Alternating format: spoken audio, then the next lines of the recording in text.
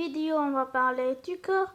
Alors les amis, comme vous savez déjà, le cœur est un organe très important pour le corps humain parce qu'il fournit le sang nécessaire avec l'oxygène nécessaire pour faire fonctionner nos organes.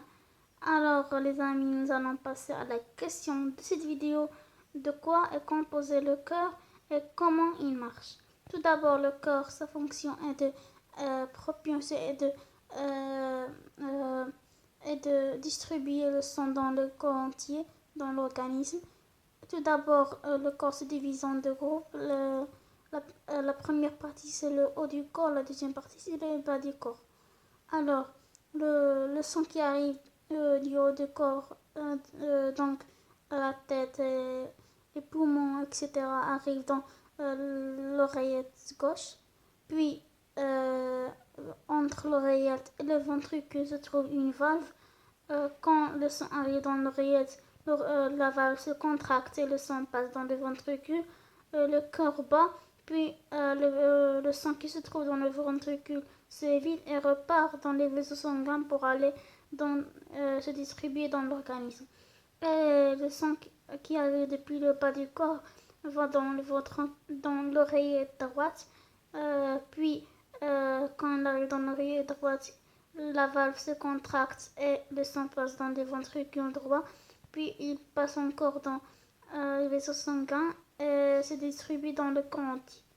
Alors, les amis, le cœur n'est pas plus gros que le poing des mains, que les mains. Il est très petit, mais il a une grande force. Il pèse 300 grammes. Le cœur est très important pour distribuer le sang dans l'organisme. Le cœur il fonctionne comme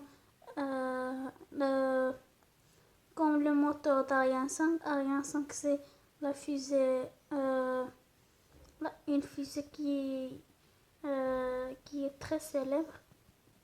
Alors les amis, nous allons passer à la circulation du sang dans le système sanguin. Alors le sang se compose de globules rouges, de globules blancs et de plaquettes.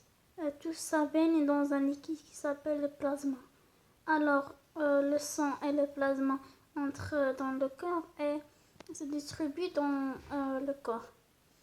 Alors quand il arrive dans le corps, le sang est chargé d'oxygène et l'oxygène part dans les organes pour les nourrir en oxygène. Et le corps bat tout seul, il n'est pas commandé par le cerveau, il bat tout seul. Alors les amis, nous allons passer maintenant à la circulation sanguine. Alors les amis, comme vous le verrez dans l'image, il y aura, je les ai dit, la circulation du sang.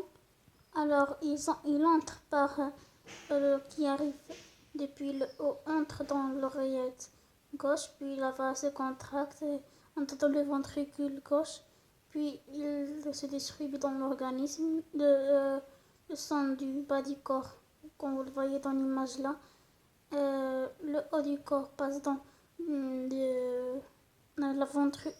l'oreillette gauche, puis dans l'oreillette, dans le ventricule gauche, puis il repart dans le bas du corps pour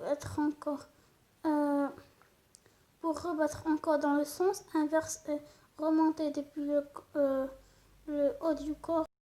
Les amis, n'hésitez pas à faire un like, à plus.